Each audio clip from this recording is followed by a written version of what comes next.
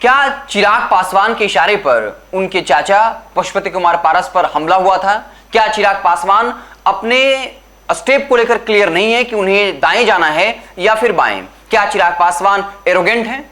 हम ये सवाल इसलिए उठा रहे हैं क्योंकि कभी चिराग पासवान के काफी करीबी रहे चंदन सिंह ने अब पशुपति कुमार पारस की पार्टी का दामन थाम लिया है और बहुत बड़े खुलासे किए हैं और चिराग पासवान को घेरने की कोशिश की है और कई बातें रखी हैं, जिसमें सबसे महत्वपूर्ण बात उन्होंने ये कहा कि चिराग पासवान के इशारे पर जो पशुपति पारस पर हमला हुआ था वो उनके ही इशारे पर हुआ था। उसके बाद उन पर यह आरोप लगाया कि चिराग पासवान काफी एरोगेंट हैं, इसलिए वो अपने चारों तरफ चापलूसों से घिर गए हैं और इस वजह से जो भी संगठन में वाकई में जमीनी स्तर पर काम करने वाला था, संघर्ष करने वाला था, हर कोई एक करके दूर हो रहा है क्योंकि उनके तरफ चारों तरफ जो है वो चापलूसों की झुंड है और चिराग पासवान सही बात सुनना पसंद नहीं करते हैं। इसके अलावा जब यह कहा गया कि चिराग पासवान फर्स्ट बिहारी की बात करते हैं, तब चंदन सिंह ने जवाब देते हुए कहा कि लगभग 10 साल होने वाले हैं चिराग पासवान को जम्मू का सांसद रहते हुए, तो क्या जमुई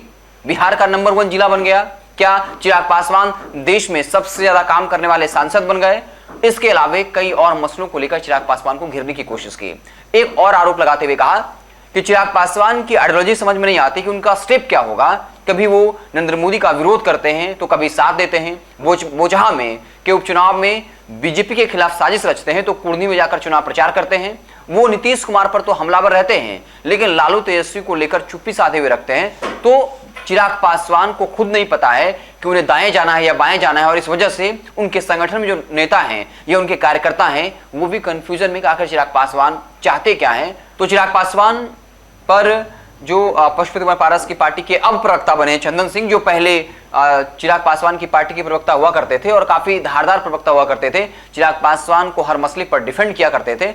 लेकिन इस मसले पर जब उनसे सवाल पूछा गया कि आपने चिराग पासवान का साथ क्यों छोड़ा, तब उन्होंने अपनी बात रखते हुए कहा कि चिराग पासवान को सही बात बर्दाश्त नहीं होता है, वो एरोगेंट हैं, उनके चारों तरफ कुछ ऐसे चापलूस हैं जो अपनी मनमर्जी पार्टी में चलाते हैं और मेरे लिए सम्मान सबसे बड़ा है और हमें जहां सम्मान मिल रहा है हम वहां चले गए हैं। चिराग पासवान की पार्टी में जो जमीनी स्तर पर काम करने वाले लोग होते हैं उनको सम्मान नहीं मिलता है क्योंकि पार्टी को कुछ खास लोगों ने हाईजैक कर लिया है।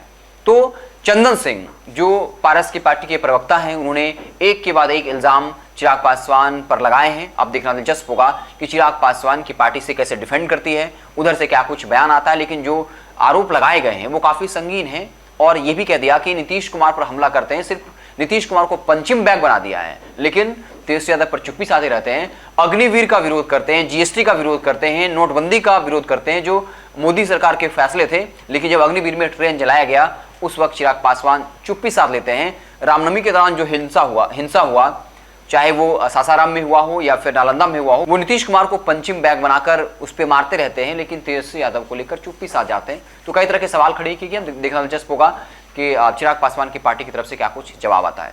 अगर आप हमें फेसबुक पर देख रहे हैं, पेज को लाइक कर लीजिए, यूट्यूब चैनल को सब्सक्राइब कर लीजिए। बहुत बहुत धन्यवाद।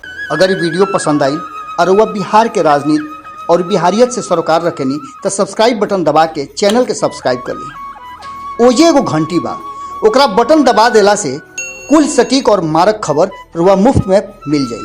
अगर रुआ पत्रकारिता के हमनी के नया प्रयोग में सहयोग कर चाहतानी तो ज्वाइन बटन दबा दी।